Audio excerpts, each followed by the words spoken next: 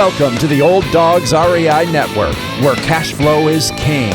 Real estate investing, the means, so you can enjoy your retirement dreams. This is the show where we cut right to the chase. No sales pitch, no long monologues, just simple how-to real estate investing advice, so you can earn the passive income you need to enjoy your retirement today. And now, your host and chief old dog, Bill Manassero. Hello, old dogs, and welcome to Fun Facts Friday. This is our once a week, only on Friday show, where we have special episodes not featuring guests, where I will share tricks, tips, terminology, and techniques that will help skyrocket you to real estate investing success. Today's topic is 17 best habits of highly successful real estate investors. But before we get started, hey, I'd just like to touch base with everybody and see how you're doing out there. Yes, we are wrapping up the year, so I am, as I mentioned earlier, if you missed previous episodes, that we will be having our last regular show in the first part of January, and then we're going to see what happens after that. We might have some special things that come in, or we haven't really 100% decided yet, but I did commit to giving you guys some of the best stuff I can before the end of the year. So today's topic is going to be 17 best habits of highly successful real estate investors, and this is a show I put together just a couple years back that really summarizes, some of the great guests we've had on, and some of the people that have just been really amazing real estate investors, and pulled some of the habits that these people have that have really contributed to making them so successful. So there's a kind of a lot here. 17 is a number of different areas, so I am going to kind of zip through it here, but I do really recommend that you see the show notes, because there will be a ton of links in there so that you can dig into any one of these areas or these habits in more depth if you want to. So anyway, let me go ahead and get started here. I have just enjoyed real estate investing quite a bit. It has taught me a lot about myself, as well as just the incredible area that this is, where you can literally generate wealth in a short period of time. Just the average Joe, where I throw myself, I'll tell you, it has been wonderful for me. One of the thrills I had, looking for new properties in new markets and new states and so forth, is we get really excited about brick buildings, and there's something about a brick building that just shows it's solid, and it's especially some of the older buildings. I mean, these things are like rocks. Tornadoes come through, and these things just withstand everything, and they're just amazing. And I always got excited about a brick building that I would have an opportunity to buy.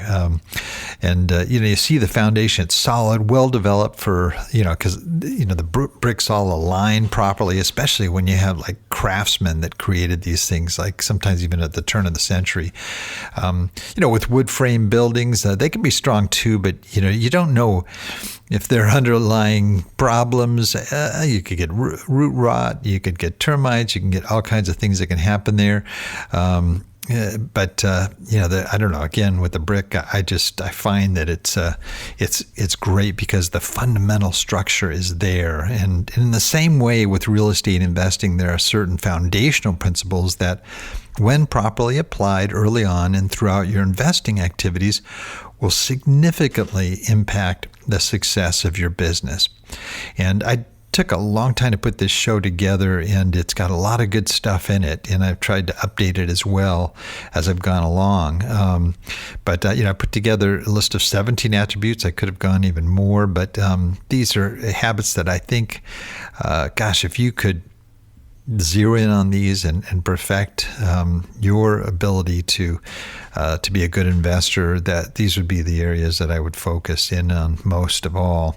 These are not only things that I discovered in my investing activities, but as I mentioned, from the guests that I've met as well.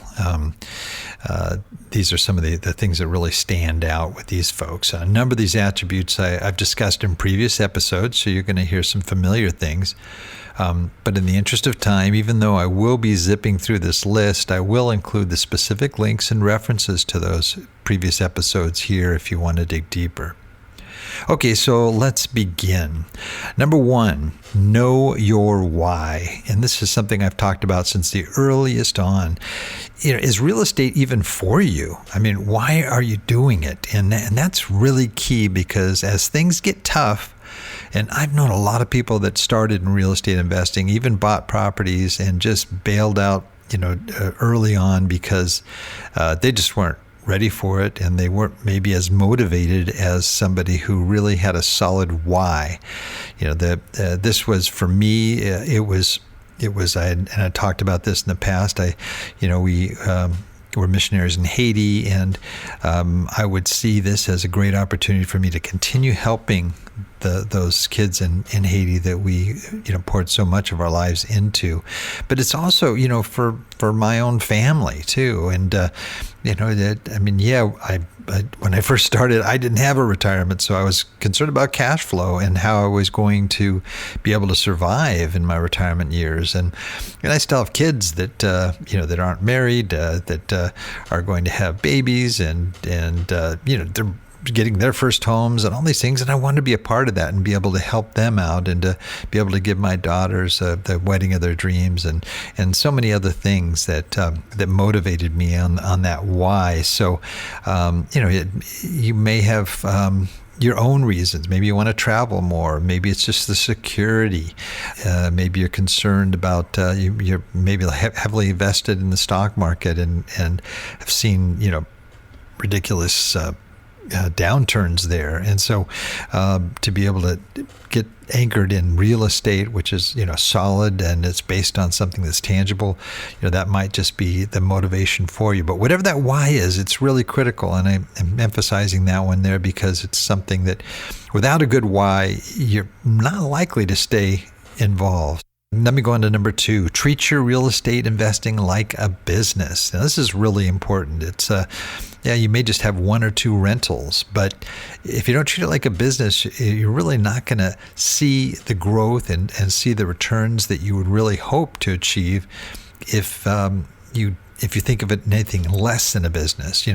Put together a business plan that'll allow you to not only identify objectives, but also determine a viable course of action toward attaining your goal. A simple business plan will also allow you to see the big picture, which allows you to maintain your focus on the goals rather than minor setbacks. Keep in mind, because you look at it as a business, it does not mean you have to have that goal to become a major real estate mogul. I mean, it could just be to generate an additional couple thousand a month in income.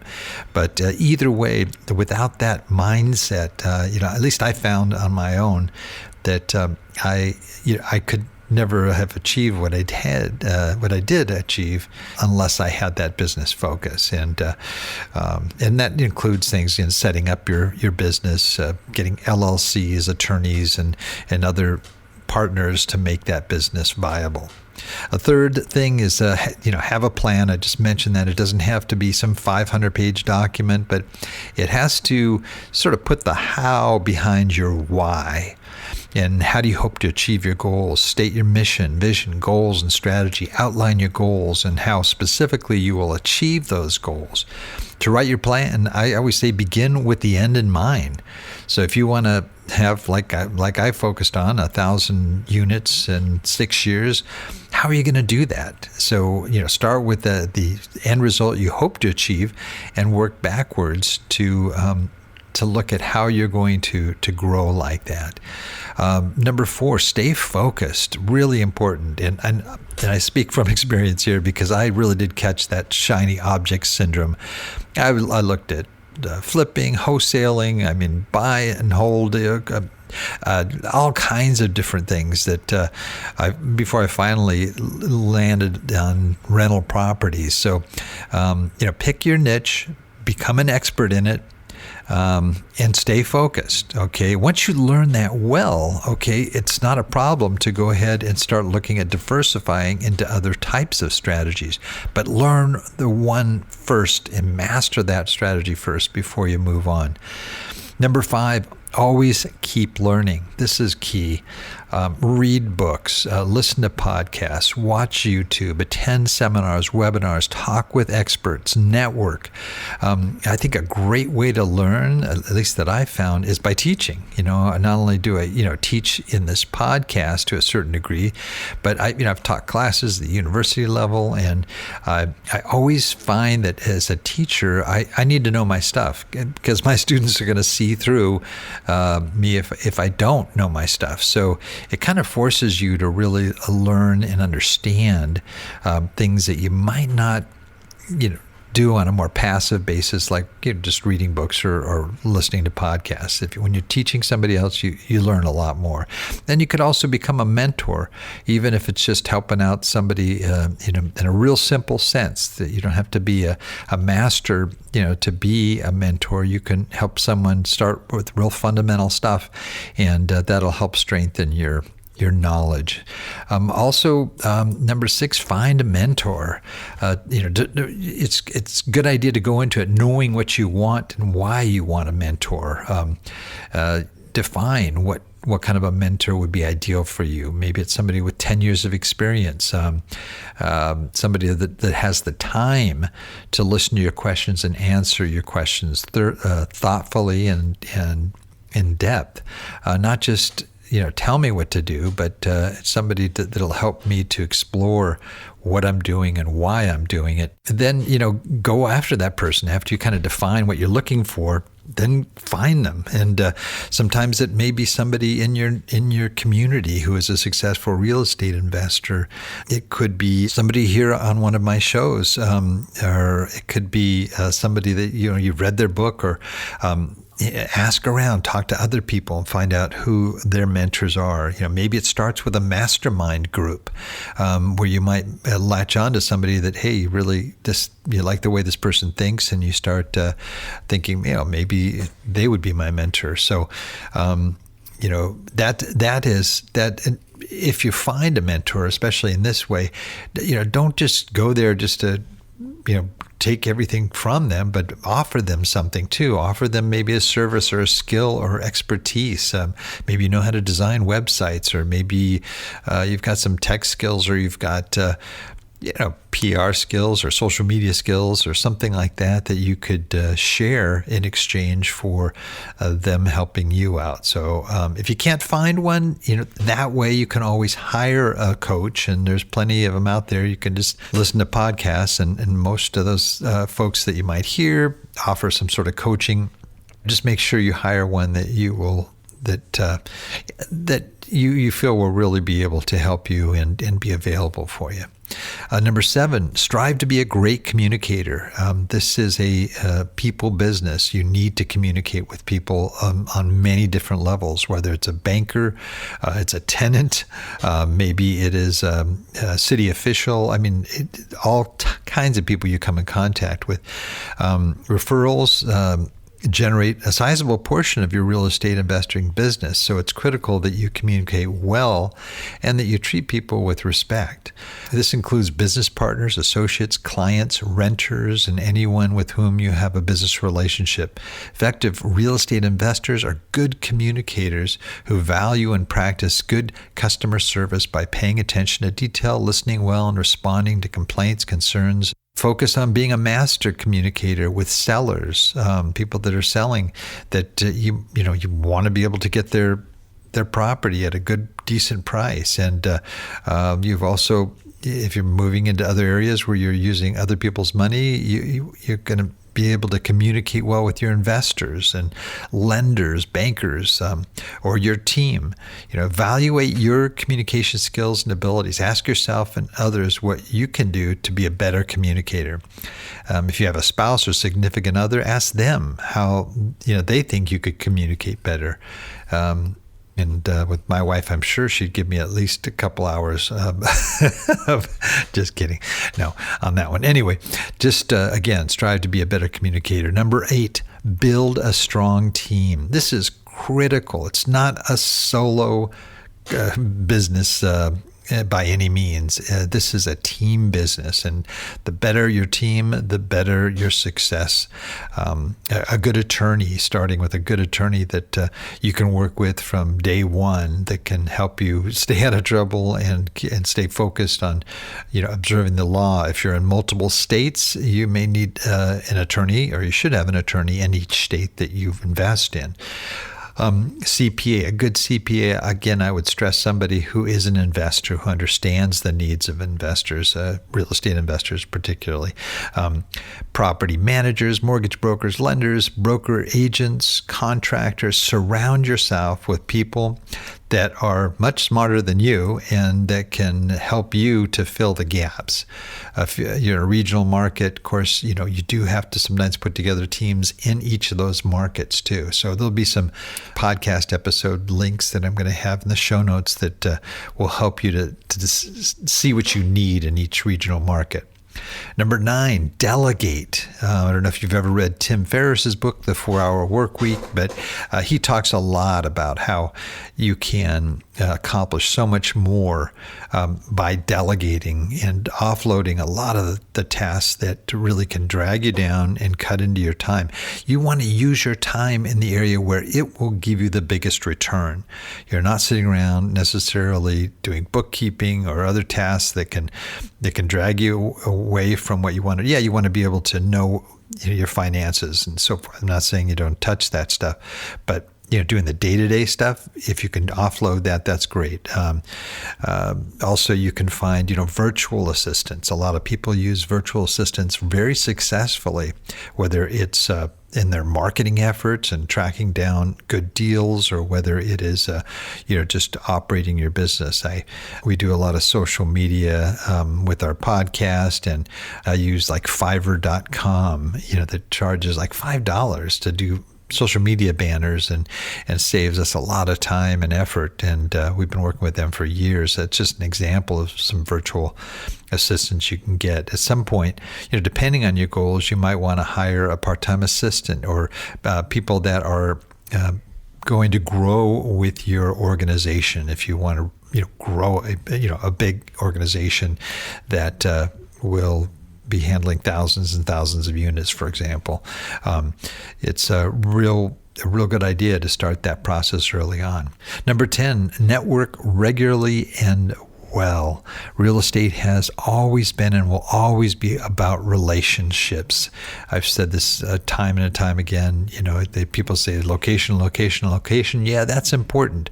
But without the relationships, those locations won't mean anything to you.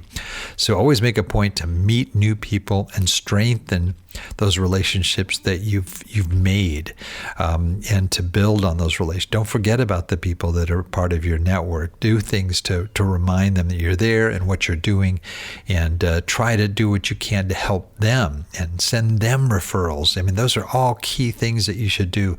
Is don't just go in there just to take, but go in there and make steady referrals on a regular basis. I do this all the time with people, especially people on my show. I refer their books out to other people and, try to let them know that I'm working on their behalf to help them out, and people reciprocate. So that's a strong, important element of being a successful real estate investor. Number 11, always be on the hunt for great deals. Sometimes it's called creating a funnel or creating a deal, a deal funnel.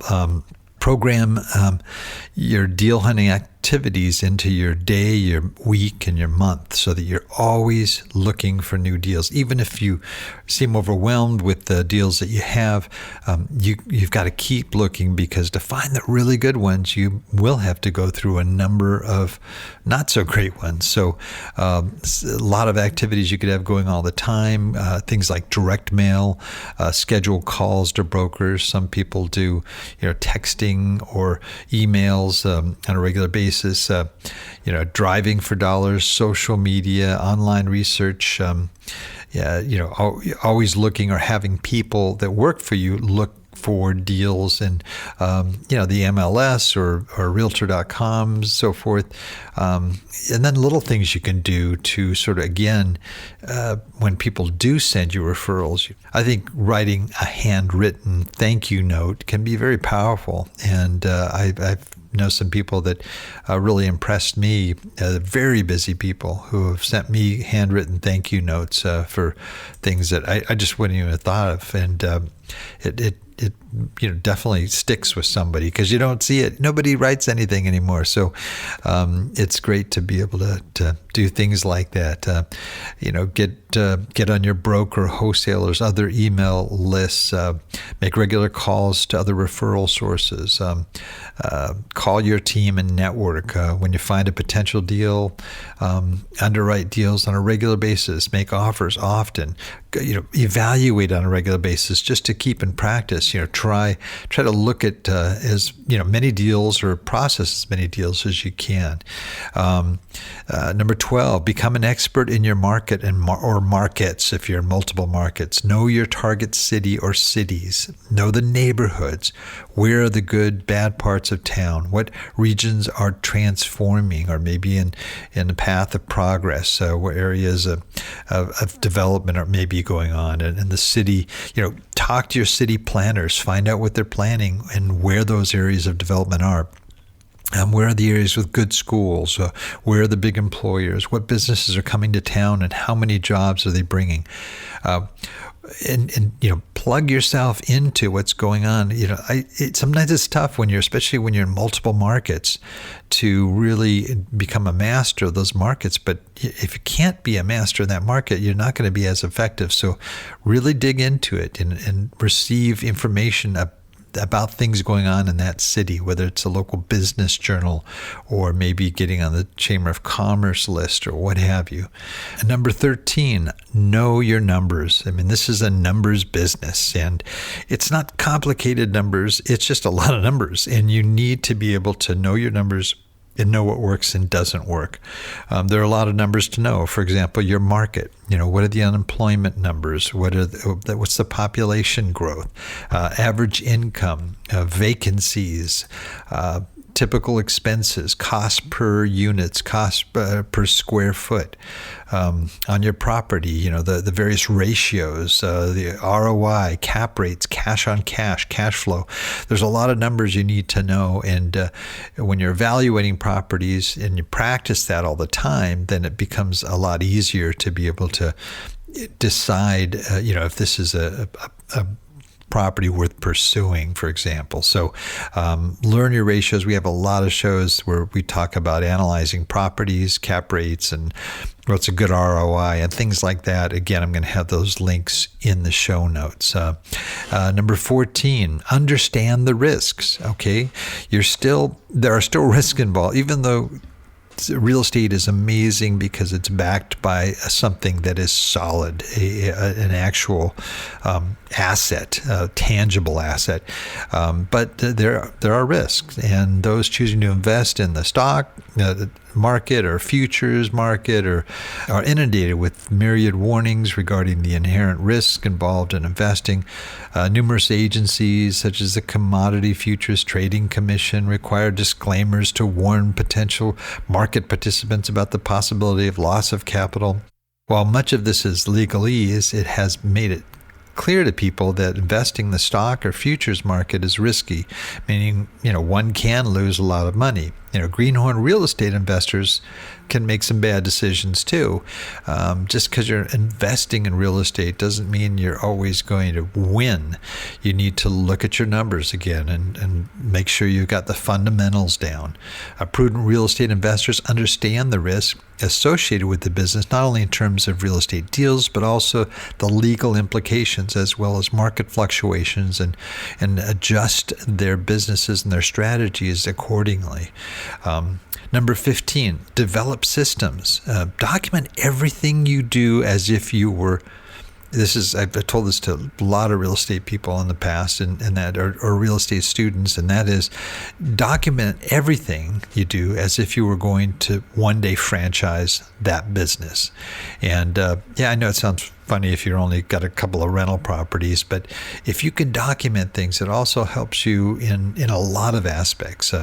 I would even recommend creating a policy manual. What are your policies towards eviction, towards tenants that maybe have threatened other tenants, or whatever it may be? Come up with your policies and procedures for your business. Spell out your policies, like tenant screening, evictions, property evaluations, and purchases criteria. What kind of properties are you looking for? Are you going to invest in D, C, B, A's, or are you going to do just A's and B's? Are you going to do just B's? What class of properties are you looking for, and what types of buildings and what types of neighborhoods. Look for efficient ways to do regular tasks. Look for ways to save time. And this allows you to delegate more. The more you have outlined, the more you can take chunks of the processes that you work with every day, and you can offload it to others, freeing you up to be in the areas where you are most effective. Again, it's review, refine, move smarter, repeat. Review, refine, move smarter, and you constantly improving your systems.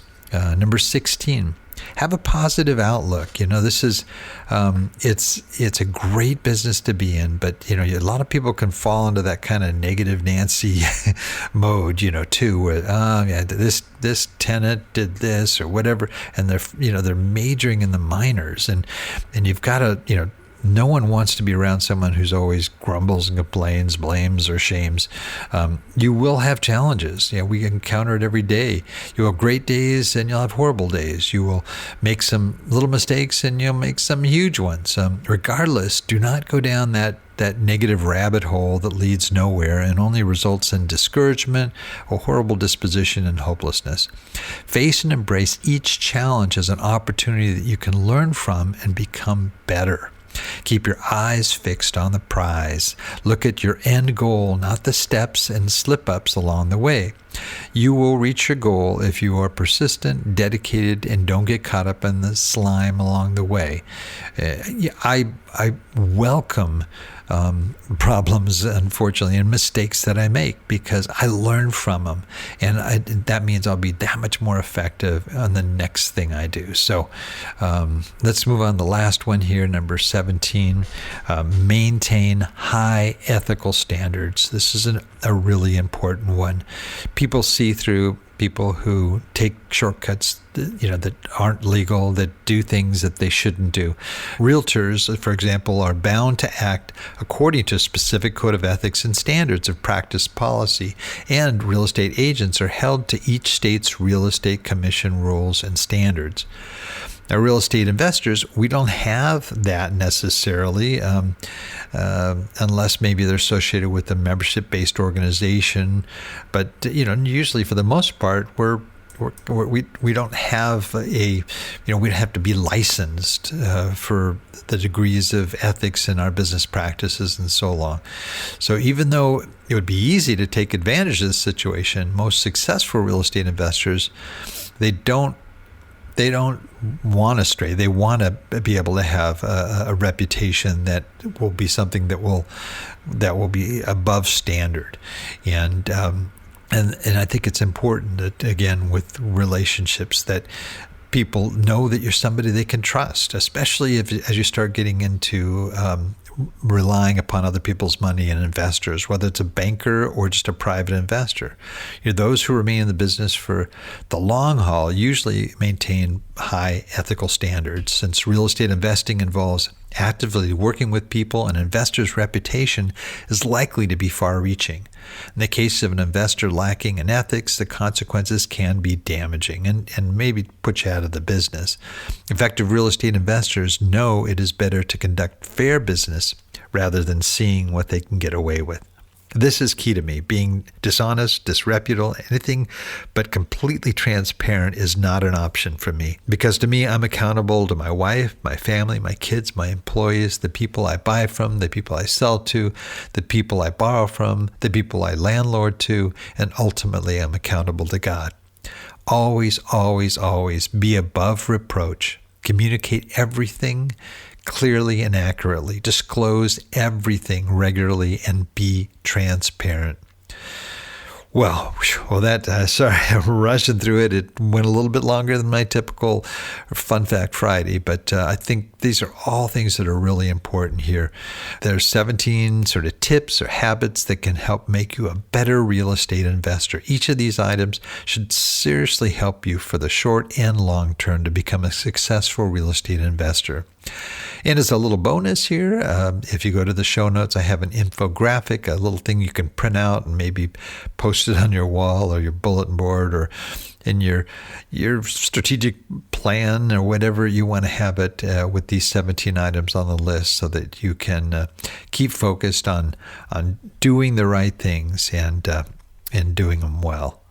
Well, that's it for now. Please note, Old Dog listeners, everything presented here today can be outlined, and there's a lot of links here, so just so you know, that you can dig deeper into each of these areas and really become the person who has all the attributes of an excellent, successful real estate investor. Everything presented here, including the links, can be accessed in our detailed show notes on the Old Dogs website at olddogsreinetwork.com/blog.